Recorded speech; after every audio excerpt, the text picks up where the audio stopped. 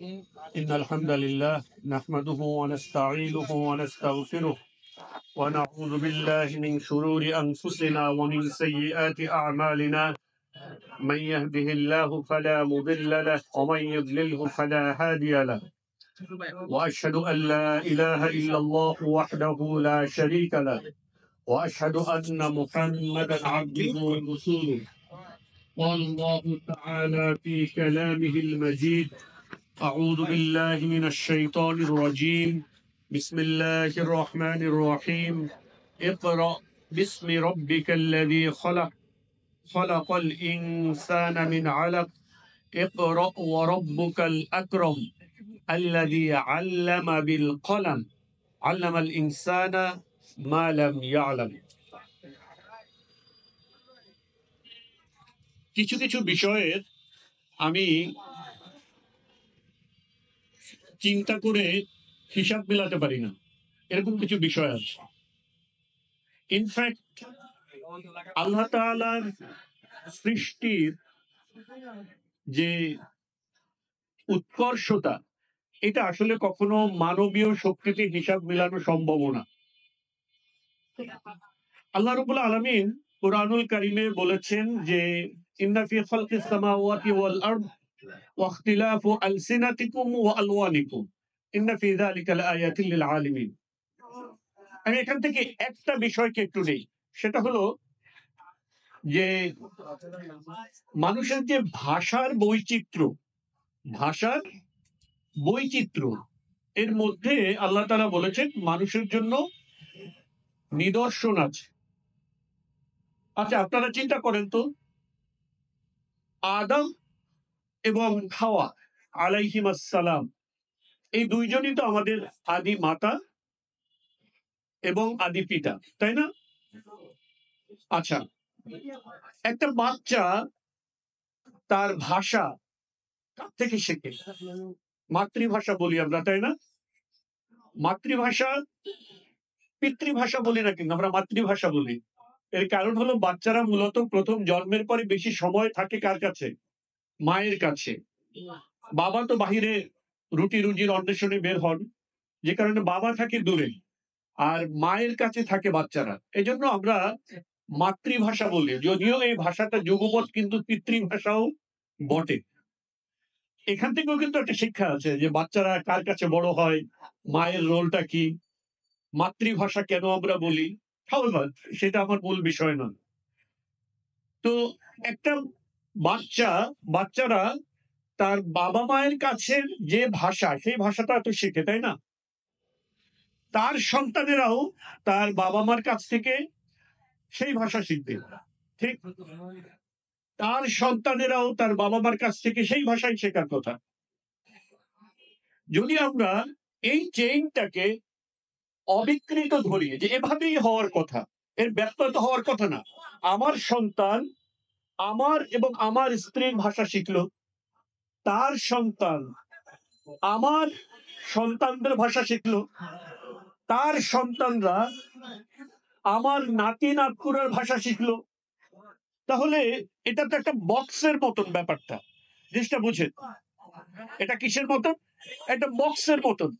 এই বক্সটা আমি আপনাকে দিলাম, আপনি এই বক্সটা তাকে দিলেন, আপনি এই বক্সটা তাকে দিলেন।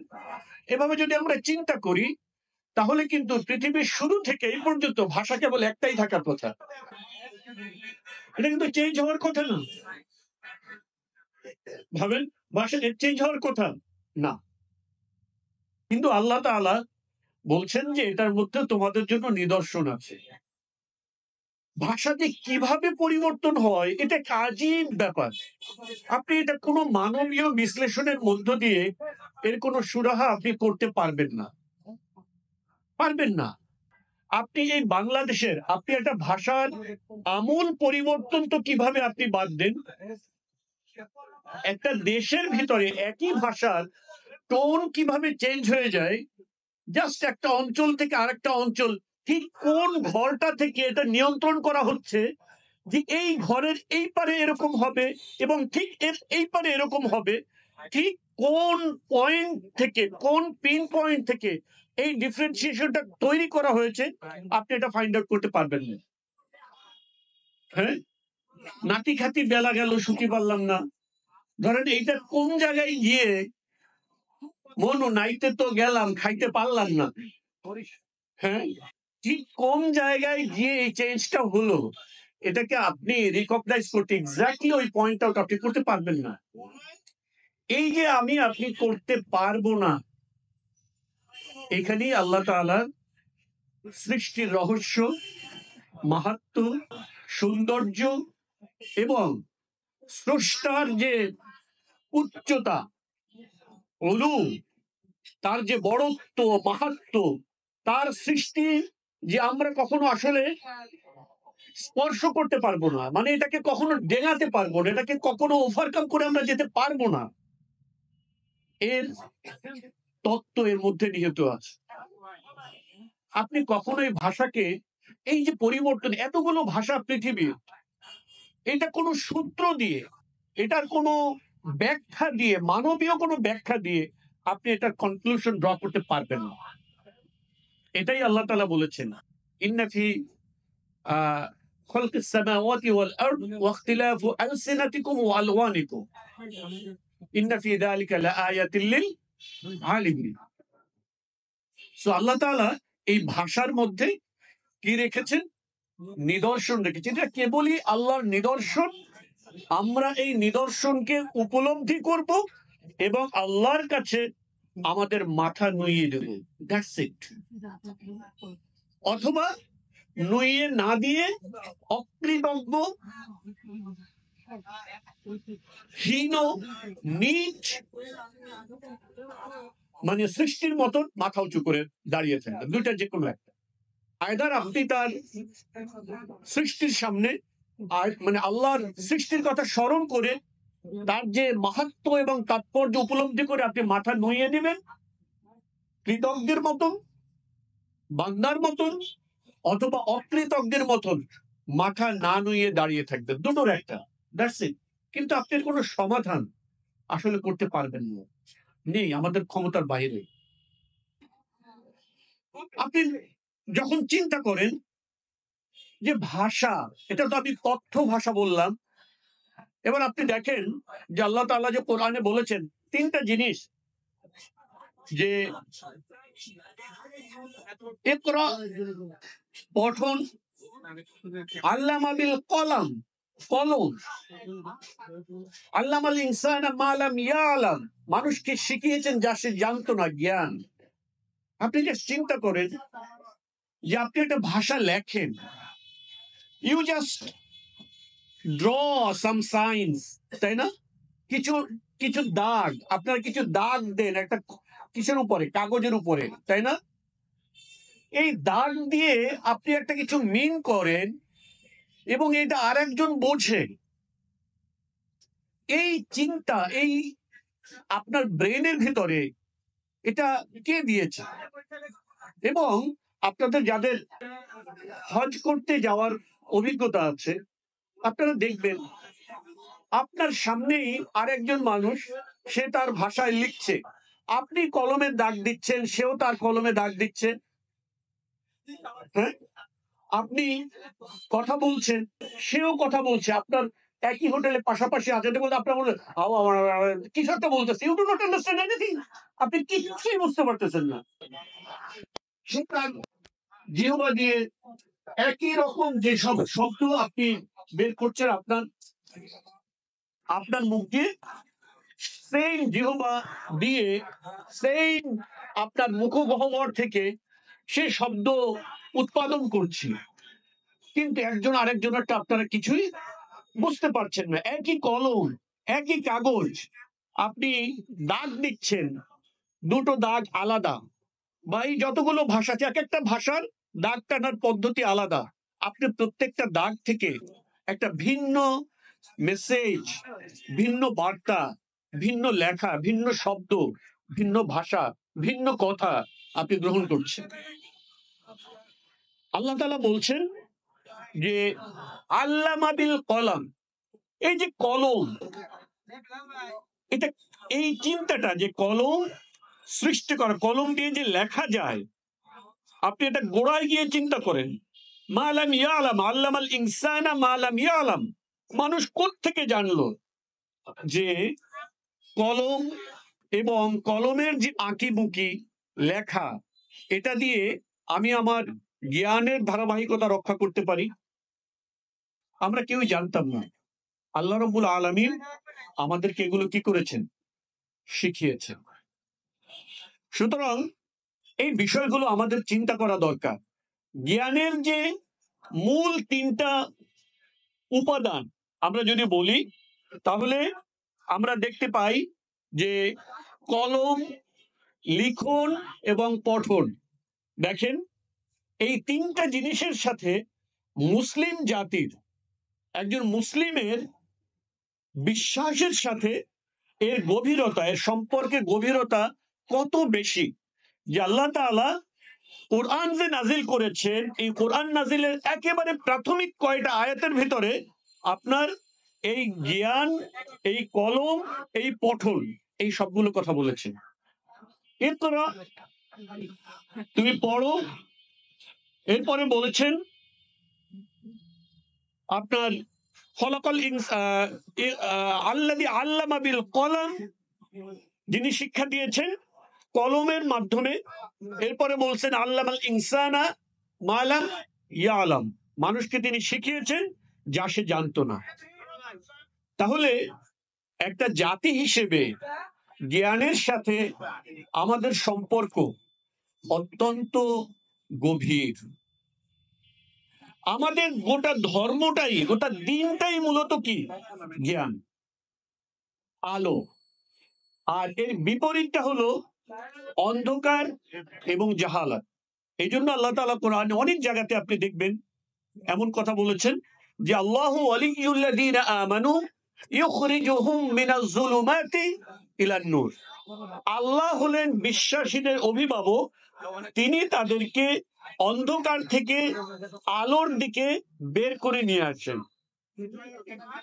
আমরা আমাদের সোশ্যাল মানে সামাজিক পরিসরে আমাদের ভিতরে অনেক রকম বিষয় আছে।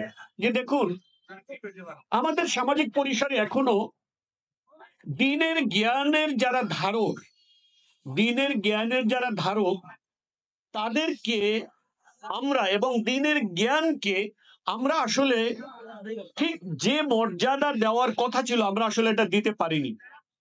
আপনি এখনো দেখবেন যে একজন জেনারেল এডুকেটেড লোক এবং একজন মাদ্রাসা শিক্ষিত লোক, হ্যাঁ, আমাদের সামাজিক পরিমণ্ডলে আপনি দেখবেন যে সাধারণ শিক্ষিত লোক যার কাছে এই দুনিয়ার জ্ঞান আছে, তাকে অনেক বেশি মূল্যায়িত করা হয়। অনেক বেশি কি করা হয়? মূল্যায়িত করা হয়। রিয়েল সেন্সের যে মূল্যায়ন, এটা তাদেরকে করা হয় বেশি। আর ওই যে প্রেসিডেন্টের একটা পদ আছে না ডেমোক্রেটিক ব্যবস্থায়, যেটা পুতুলের মতন বসে রাখা, আসলে তার কোনো ক্ষমতা নাই। তো দিনী জ্ঞান ও দিনী জ্ঞানের যারা ধারক, তাদেরকে কিছু সম্মানের ভান করা হয়, যেটা ওইরকম প্রেসিডেন্টের মতন। আসলে তাদের কার্যকর যে সামাজিক প্রতিষ্ঠা, এটা আসলে তাদের নেই। মসজিদের ইমাম সাহেব, আপনি অনেক একটা দেখাবেন, তিনি হলেন আমাদের মসজিদের ইমাম, খতিব সাহেব, তিনি আমাদের নেতা, ঠিক আছে। কিন্তু যখনই মসজিদের সভাপতি হবেন সুদখোর, ইমাম সাহেব যখন সুদের বিরুদ্ধে আলোচনা করবেন, যদি মসজিদের সেক্রেটারি পরিবার বেপর্দা চলে, ইমাম সাহেব যখন বেপর্দার বিরুদ্ধে আলোচনা করবেন, যদি মসজিদের কোষাধ্যক্ষ হয় মদখোর, ইমাম সাহেব যদি মদের বিরুদ্ধে আলোচনা করেন, তখন ইমাম সাহেবকে বলে দেওয়া হবে আগামী জুমাবারের আগে আপনি কোনো এক রাতের অন্ধকারে নীরবে এখান থেকে চলে যাবেন, মুসল্লিরা যেন টের না পায়। ঠিক না বেঠিক? কিন্তু আপনি ভান করবেন তিনি আমাদের নেতা, তিনি আমাদের ইমাম, তিনি আমাদের সামনে থাকেন। এমনকি দেখেন, আমরা তাকে কত মান্য করি। তিনি যখন দাঁড়ান আমরা দাঁড়িয়ে যাই, তিনি যখন কাত হন আমরা কাত হই, তিনি যখন উপুড় হন আমরা উপুড় হই। দেখেন আমরা তাকে কত মানি, কিন্তু যখনই তার কথা আপনার সমাজের বিরুদ্ধে যাবে, তখন তাকে রাতের অন্ধকারে তল্পে তল্পা গুটিয়ে তাকে চলে যেতে বলবেন। এটা কি বাস্তবতা নাকি ভুল? তাহলে আমরা সত্যিকারে যারা জ্ঞানের ধারক তাদেরকে আমাদের সমাজে কার্যকর ভাবে কি করতে পারিনি, মূল্যায়ন করতে পারিনি, করি না আমরা। হ্যাঁ, তাদেরও অবশ্যই অনেক দায়ভার আছে, এটা আমি অস্বীকার করবো না। আমি আমাদের পার্সপেক্টিভ থেকে আমি বলছি যে আমরা চিন্তা করতে পারি না। আপনি ধরুন যে এই পৃথিবীর জ্ঞানে একজন মানুষ যতই জ্ঞানী হোক, যতই হাইলি এডুকেটেড হোক, যত উচ্চ ডিগ্রিধারী হোক, ক্যামব্রিজ কিংবা অক্সফোর্ডের পিএইচডি ধারী হোক, একজন ব্যক্তি বস্তুত জাহিল, বস্তুত জাহিল, যদি তার কাছে দ্বীনের জ্ঞান গ্রহণযোগ্য না হয়ে থাকে, যদি সে আসমানি জ্ঞানের আলোয়, ওয়াহির জ্ঞানের আলোয় সে যদি আলোকিত না হয়, তাহলে সে একজন জাহিল।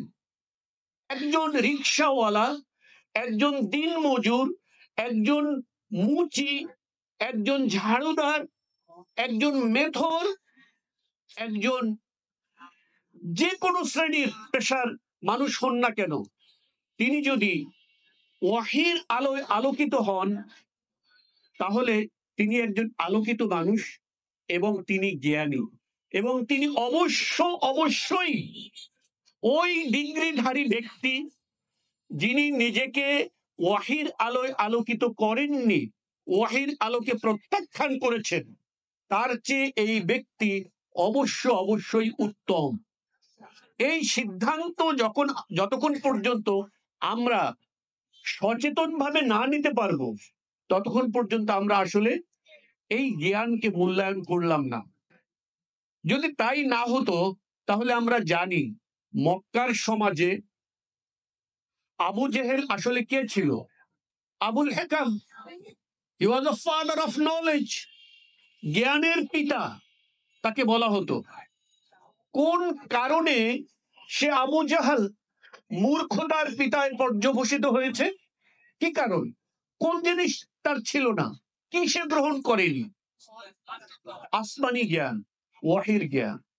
সুতরাং আমরা যদি আমাদের সমাজকে, আমাদের জীবনকে ওয়াহির আলোয় আলোকিত করতে চাই, আমরা যদি চাই যে আমরা আমাদের জীবন, সমাজ, রাষ্ট্র এগুলোকে আলোকিত করব, তাহলে আমাদেরকে জ্ঞানের যে মূল্যায়নটা, এটা খুব আপসহীন ভাবে বুঝতে হবে আমাদেরকে।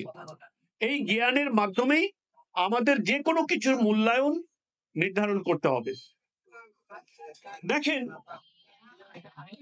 সেকুলার আন্ডারস্ট্যান্ডিং এ জ্ঞানের উৎস কি এবং ইসলামে জ্ঞানের উৎস কি, এটা কিন্তু আপনার এই সেকুলার সোসাইটির সাথে ইসলামিক সোসাইটির ফান্ডামেন্টাল পার্থক্য। তাদের কাছে জ্ঞানের উৎস হলো সায়েন্স, তাদের কাছে জ্ঞানের উৎস হলো রেশনালিজম, তাদের কাছে জ্ঞানের উৎস হলো এক্সপেরিমেন্টেশন, রাইট?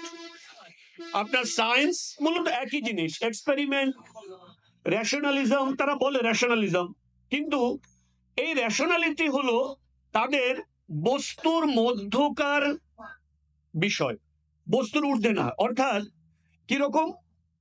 ধরুন আপনি, আপনার মা আপনার জন্য রান্না করে খাবার টেবিলে রেখেছে, রাইট? আপনার মা আপনার জন্য খাবার রান্না করে টেবিলে রেখেছে। সায়েন্সের আলোচ্য বিষয় হলো যে খাবারের বিষয়টা কি ছিল, খাবারের বস্তুটা কি ছিল। বলে এটা রাইস ছিল, এটা ভাত ছিল, এটা মানে এই রাইস থেকে, চাল থেকে ভাত হতে কি করতে হয়েছে? বলছে এটা আপনার এত ডিগ্রি সেলসিয়াস তাপমাত্রায় এই চালটাকে এতক্ষণ ফোটাতে হয়েছে।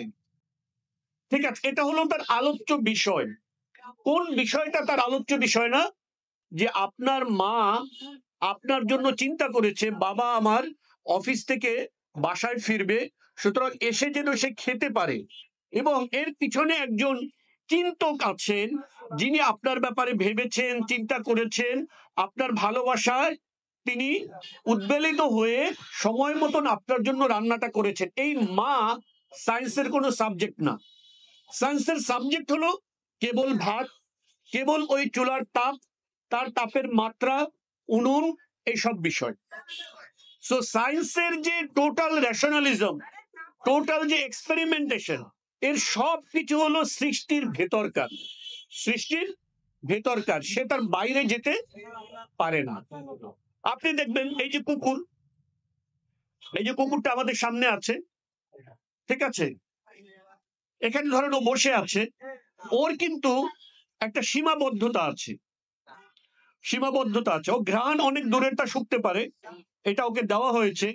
কিন্তু আমি ধরেন আমরা যদি মনে করি যে কুকুর, এখানে একটা ধর্মীয় আলাপ আলোচনা হচ্ছে, তুমি এখানে কেন সামনে বসে আছো, তুমি এখান থেকে চলে যাও, এটা দেখতে সুন্দর লাগছে না, কুকুর কি আসলে বুঝবে? না, বুঝবে না। আচ্ছা, আপনি খাবার খাচ্ছেন, খাবারের সামনে কুকুর এসে বসে আছে, আপনার ভাল লাগছে না, ওর গায়ে হয়তো নোংরা লেগে আছে। আপনি বলছেন যে দেখো কুকুর, আমার খুব ক্ষুধা লেগেছে, আমি খেতে বসেছি, তোমার গায়ে ময়লা লেগে আছে, তুমি টয়লেটের মধ্য থেকে ভিজে এসে উঠেছো, ওটা থেকে গন্ধ আসছে, আমার খেতে খুব কষ্ট হচ্ছে, তুমি এখান থেকে চলে যাও। কুকুরকে এটা বুঝবে? বুঝবে না, বিকজ ওর সেন্স এর মধ্যে নাই। ওকে যদি আপনি একটা মুগুর ধরেন, ও বুঝবে। দিস ইজ হিজ নেচার, ও এর বাইরে কিছু বোঝে না। সো আপনি যদি আপনার চিন্তাকে কেবলমাত্র এই বস্তুর মধ্যে সীমাবদ্ধ করেন, বস্তুর মধ্যে, যে আপনি এর বাইরে কিছু বোঝেন না, তাহলে কিন্তু আপনার ওই কুকুরের যে সেন্স, তার সাথে খুব একটা তফাৎ থাকে না। কুকুর যেমন কেবল মুগুরের ভাষা বোঝে, নাস্তিক তেমন কেবল বস্তুর ভাষা বোঝে। কুকুর যেমন কেবল মুগুরের ভাষা বোঝে, নাস্তিক তেমন কেবল বস্তুর ভাষা বোঝে। বস্তুর বাহিরে মানবীয় যে চিন্তা, আপনি একজন মানুষ খাবার খাচ্ছে, আপনার সেখানে যাওয়া উচিত না। ধরেন যে আপনি একজন মানুষ, আপনি কিন্তু কোনো জায়গাতে যাওয়ার সময় যখন আপনি যাবেন, আপনি বুঝতে পারবেন যে এখানে আমার বসাটা উচিত না। হতে পারে যে তারা দুজন ফ্রেন্ড গল্প করছে, আমি এখানে তৃতীয় ব্যক্তি হিসেবে ঢুকে গেলাম, অথবা তারা খেতে বসছে, আমার জন্য সেখানে খাবার আয়োজন নাই, আমি দেখলাম তারা খেতে বসছে, আমি কিন্তু বুঝবো, because you are human being. আপনার সেন্স এত দূরে কাজ করবে, চিন্তা করবে, তাই না? কিন্তু একটা কুকুর কিন্তু সেটা বুঝবে না। সো আমরা যখন চিন্তা করব, তখন আমরা এই সৃষ্টির উপরে উঠে চিন্তা করতে পারবো। এটাই হলো মূলত মানুষ এবং এটার পার্থক্য, ঠিক আছে? তো আমরা এই জন্য আল্লাহ তাআলা কোরআনে বারবার কি বলেছেন, আওয়ালাম ইয়াতাফাক্কারু আফালাম ইয়াতাদাব্বারু, তারা কি আওয়ালাম ইয়াতাফাক্কারু ফি আনফুসিহিম, তারা কি চিন্তা করে না তাদের নিজেদের ব্যাপারে?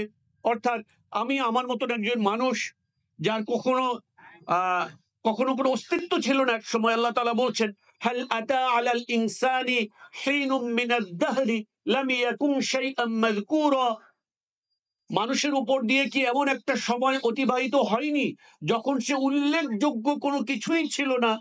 আলাম নাখলুকুম মিন মাইম মাহিন, আমি কি তোমাকে অত্যন্ত মানে নিকৃষ্ট, হীন পানি থেকে আমি তোমাকে কি সৃষ্টি করি নাই? ইন্না খলাকনাল ইনসানা মিন নুতফাতিন আমশাজ, আমি কি তোমাকে এই এই শুক্রবিন্দু থেকে আমি কি তোমাকে সৃষ্টি করিনি? আমি কি মাটি থেকে তোমাকে সৃষ্টি করিনি?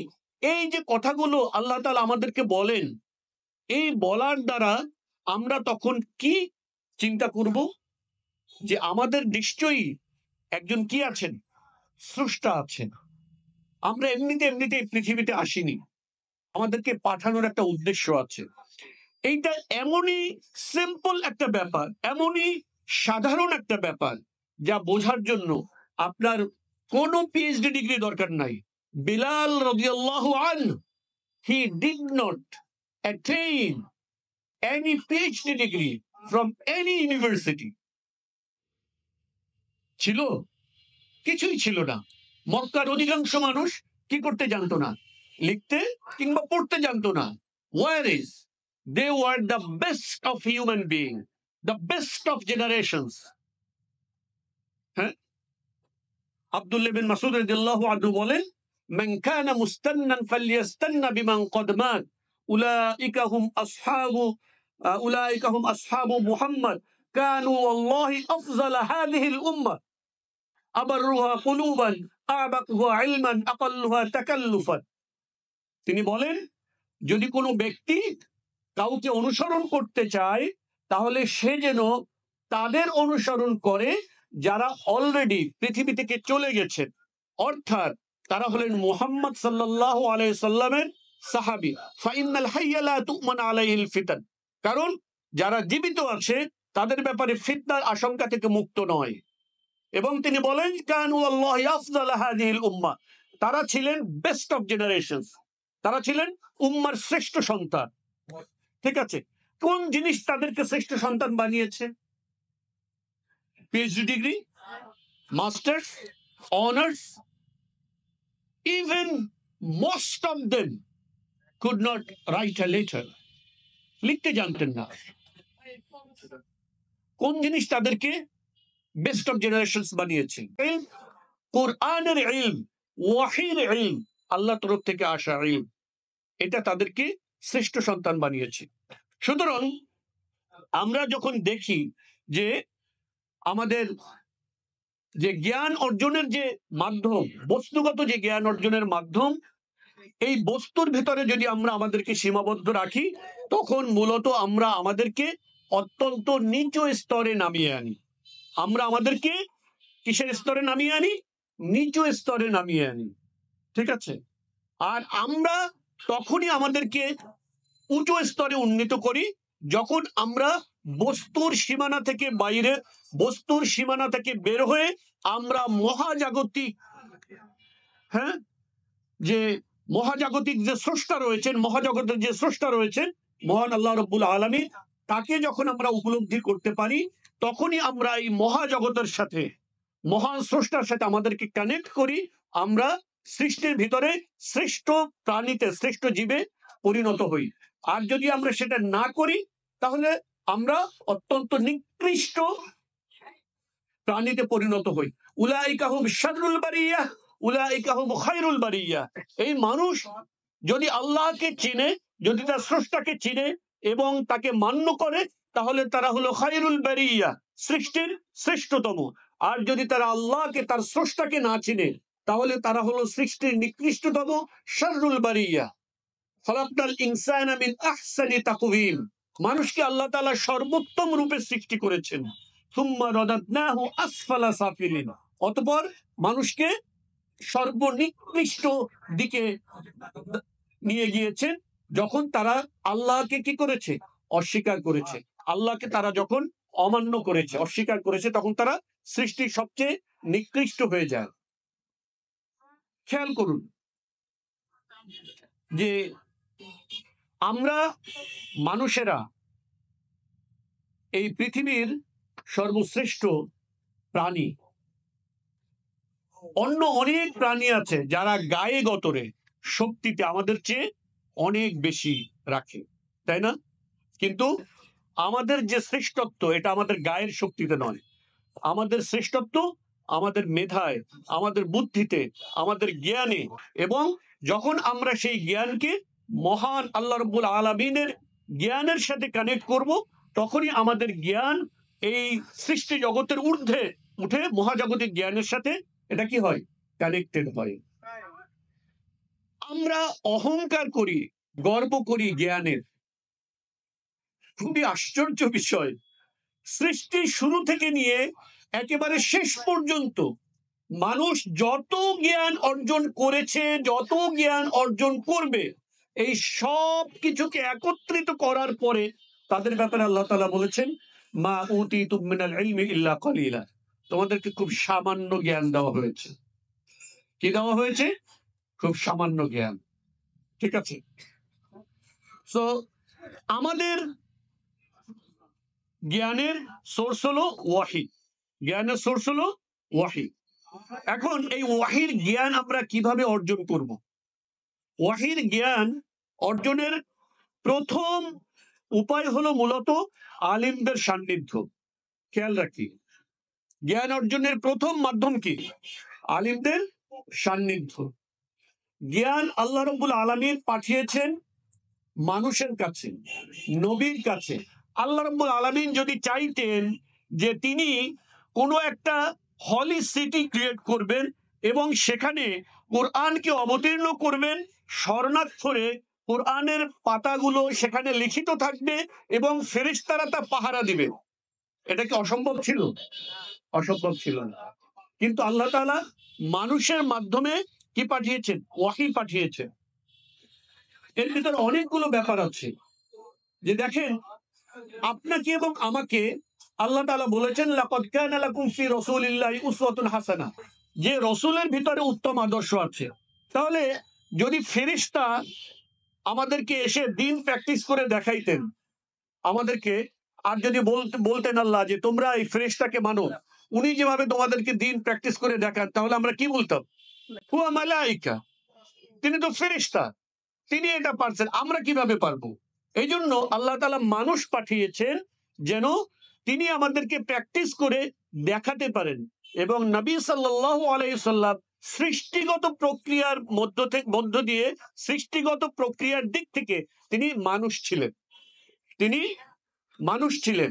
এবং তিনি আমাদের মতন মানুষেরা, সাধারণ মানুষেরা যে আমাদের যে অনুভব, অনুভূতি, হাসি, কান্না, বেদনা, সুখ, দুঃখ, এগুলোকে তিনি একজন মানুষ হিসেবে উপলব্ধি করতে পারতেন।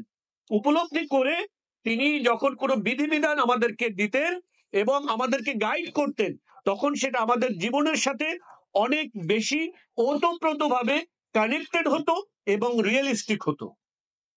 বুঝতে পেরেছি?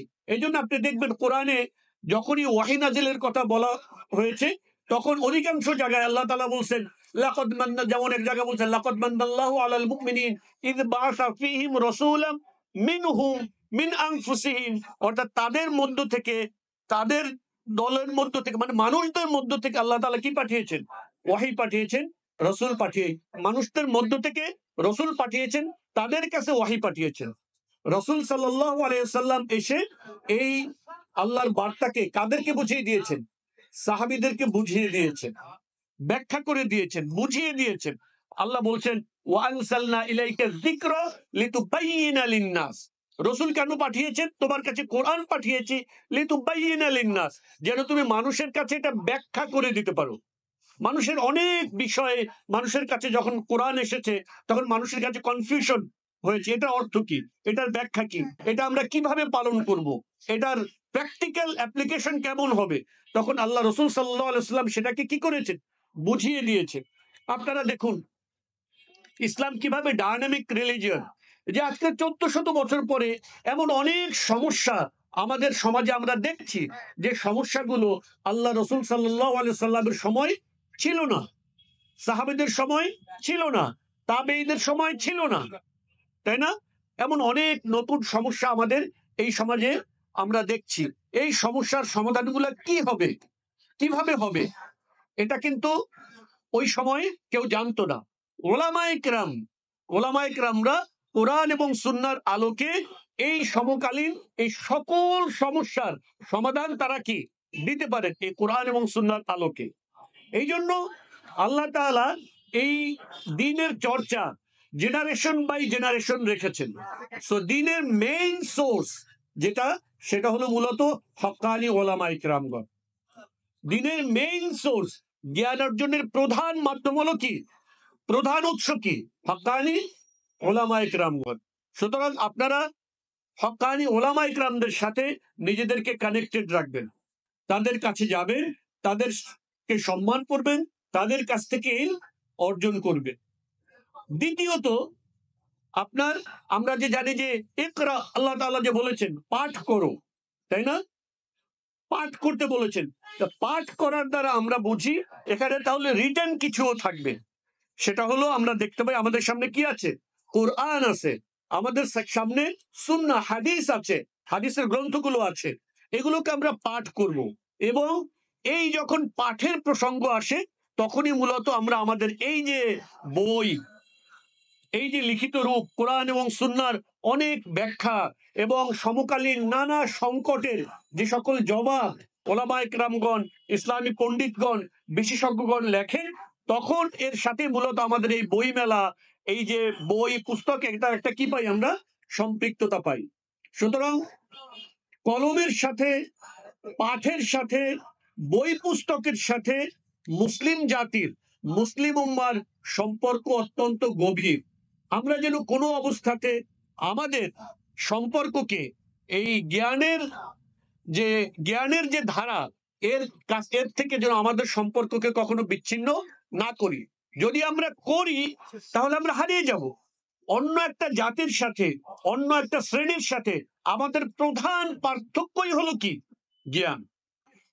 আল্লাহ তাআলা আল্লাহ রসুলকে বলছে ফালান আন্নাহু লা ইলাহা ইল্লাল্লাহ, তুমি জানো যে তিনি ছাড়া কোনো কি নেই, ইলাহ নেই। আল্লাহ তাআলা আল্লাহ নবীকে বলছেন মা কুনতা তাদরি মাল কিতাব ওয়ালাল ঈমান। দেখেন, আল্লাহ নবীকে বলছেন মা কুনতা তাদরি মাল কিতাব, তুমিই তো জানতে না কিতাব কি জিনিস, তুমি জানতে না কিতাব কি জিনিস, ওয়ালাল ঈমান, তুমি জানতে না ঈমান কি জিনিস। আল্লাহ রসুল ওয়াহির আগে এটা জানতেন না, ওয়ালাকিন জাআলনাহু নূরান, কিন্তু আমি এই কোরআনকে, ওয়াহিকে কি করেছি? একটা নূর, নাহদি বিহি মান নাশাউ মিন ইবাদিনা, আমি আমার বান্দাদের মধ্য থেকে যাকে চাই তাকে এই নূরের মাধ্যমে কি করি? হেদায়েতের পথে পরিচালিত করি। সুতরাং এই হেদায়েতের সাথে, এই নূরের সাথেই মূলত আমাদের সঠিক পথে চলার সম্পর্ক। এই সুতাকে যদি আমরা বিচ্ছিন্ন করে দেই তাহলে আমরা হেদায়েত থেকে কি হয়ে যাব? বিচ্ছিন্ন হয়ে যাব। আমাদের ঘরে, আমাদের পারিবারিক পরিমণ্ডলে, আমাদের বাচ্চাদের জীবনে, আমাদের মানে সামাজিক জীবনে জ্ঞান চর্চা, এটা যেন একটা দৈনন্দিন জীবনের অংশ হয়। আপনার ঘরে ঢুকলেই যেন একটা জ্ঞানের পরিবেশ পাওয়া যায়। আপনার রুমগুলোতে ঘুরলে যেন দেখা যায় যে জ্ঞান বই পুস্তক কি আছে। আমরা অনেক দাম দিয়ে সুভিনিয়ার কিনে রেখে দেই, রাখি না? সাজিয়ে রাখি। আপনি মনে করছেন যে বইটা আপনি না পড়েন, স্টিল ইউ বাই, আপনি কিনেন। আপনি হয়তো পড়বেন না, আপনার সন্তানরা পড়বে। আপনার সন্তানরা না পড়বে, একজন গেস্ট আসলে তিনি পড়বেন। তিনি যদি না পড়েন, পরের জেনারেশন কেউ না কেউ পড়বে, কখনো না কখনো কেউ না কেউ পড়বে। সুতরাং এটা আমরা, আপনার ঘরকে ডেকোরেট করবেন বই দিয়ে, ঘরকে ডেকোরেট করবেন বই দিয়ে। প্রত্যেকটা রুমে আপনার ওয়ালে কয়েকটা ছোট ছোট শেলফ লাগাবেন, সেখানে কিছু না কিছু বই থাকবে। আপনার বই এবং জ্ঞানের যে উৎসগুলো, এগুলো যেন আপনাদের চোখ থেকে কখনো অদৃশ্য না হয়।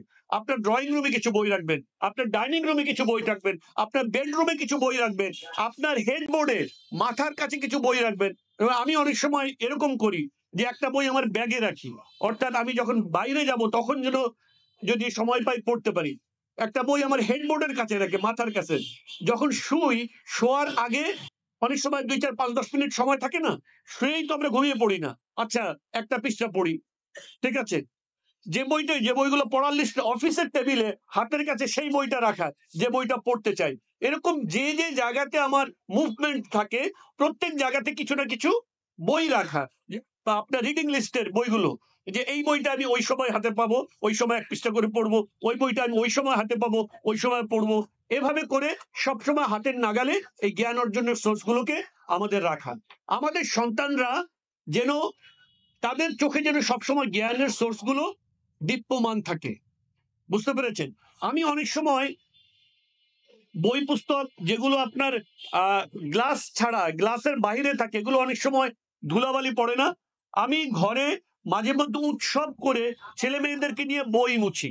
আজকের বই মোছার দিন, আজকের বই মোছার দিন, এটা একটা উৎসব। আজকে সব বইগুলোকে নামানো হবে, সব বইগুলোকে মোছা হবে, যত্ন নেওয়া হবে, ঠিক আছে। এইটার মধ্যে একটা কি আছে? আনন্দ আছে। You are taking care of knowledge, আপনি জ্ঞানের যত্ন নিচ্ছেন। আপনার বাচ্চাদের মধ্যে এটার একটা কালচার গড়ে উঠবে এবং আপনার বাচ্চারা গর্ব করবে যে আপনার ঘরে, আপনার নাতিরা, আপনার পরবর্তী প্রজন্ম, আপনার ঘরে যদি বই থাকে, তারা গর্ব করবে যে আমার দাদার কাছে এই বইগুলো ছিল। They will be proud of having these books. এবং তখন তারা নিজেদেরকে জ্ঞানের সাথে কানেক্ট করতে শুধু ধর্মীয় দিক থেকে তো আছেই, ঐতিহ্যগতভাবে তারা গর্বিত হবে যে এটা আমাদের সিলসিলা, এই জ্ঞানের সাথে কানেকশন, আমাদের পারিবারিক ঐতিহ্য, এটার সাথে আমাদেরকে অ্যাটাচ থাকতে হবে। এগুলো খুবই গুরুত্বপূর্ণ। আল্লাহ তাআলা চাইলে এই পরিবার, বংশধারা, সিলসিলা এগুলো ছাড়া আসমান থেকে বৃষ্টির মতন মানুষ ফলাইতে পারতেন, পারতেন না? পারতেন। আল্লাহ তাআলা এই যে বংশধারা, এটা রাখার পিছনে অনেক কারণ আছে। আপনি একটা লিগ্যাসি রেখে যান আপনার সন্তানদের জন্য, আপনার পরবর্তী বংশধরদের জন্য, একটা ঐতিহ্য রেখে যান, একটা সংস্কৃতি রেখে যান, একটা কালচার রেখে যান, যেটা তাদেরকে সঠিক পথের দিকে ধাবিত করবে। তারা গর্বিত হবে, তারা অন্যের কাছে গর্ব করে এটা দেখাতে পারবে, বলতে পারবে। এগুলো আমাদের জন্য খুবই জরুরি। নিজেদেরকে জ্ঞানের নিজেদেরকে জ্ঞানের সাথে কানেক্ট করা, পরিবারকে কানেক্ট করা, সমাজকে কানেক্ট করা এবং জ্ঞানের একটা ধারাবাহিক ঐতিহ্য তৈরি করা। এগুলো যেন আমরা ভুল যেন না করি। আজকের অনেক মানুষ আপনি দেখবেন যে, আপনি যদি জিজ্ঞেস করেন যে আপনি সারা বছরে আপনার সন্তানদের জন্য কত টাকার খেলনা কিনেছেন আর কত টাকার বই কিনেছেন, আপনি চান যে আপনার সন্তানরা উন্নত হোক। আপনি জিজ্ঞেস করেন যে আপনি আপনার সন্তানকে কত টাকার ফাস্ট ফুড খাইয়েছেন, কতদিন আপনি রেস্টুরেন্টে গিয়ে তাদেরকে খাইয়েছেন, কত টাকা বছরে খরচ করেছেন, কতবার নিয়ে গিয়েছেন, কতটা ড্রেস বাড়তি কিনেছেন যেটা তার দরকার নেই এবং হয়তো একবার পড়বে এবং নষ্ট হয়ে যাবে। আপনি এর বিপরীতে আপনি জিজ্ঞেস করেন আপনি কতটা বই কিনেছেন তার জন্য। এর সাথেই সম্পর্ক, আপনি আপনার সন্তানকে কতটুকু উন্নত চান, কতটা আলোকিত চান, এই প্রশ্নের জবাব আপনার এই অ্যাক্টিভিটির ভিতর, আপনার এই কাজের মধ্যে আছে। আল্লাহ রাব্বুল আলামিন আমাদের সকলকে তৌফিক দান করুন নিজেদেরকে জ্ঞানের সাথে কানেক্টেড রাখার, নিজেদের পরিবারকে, সন্তানদেরকে জ্ঞানের সাথে কানেক্টেড রাখার, আমাদের সমাজকে জ্ঞানের সাথে কানেক্টেড রাখার এবং সর্বোপরি আমাদেরকে একটা ওয়াহির জ্ঞান ভিত্তিক একটি রাষ্ট্র গঠনের তৌফিক আল্লাহ তাআলা আমাদেরকে দান করুন। আমিন ওয়া আখিরু দাওয়ানা আনিল হামদুলিল্লাহি রাব্বিল আলামিন। ওয়াসসালামু আলাইকুম ওয়া রাহমাতুল্লাহি ওয়া বারাকাতুহু।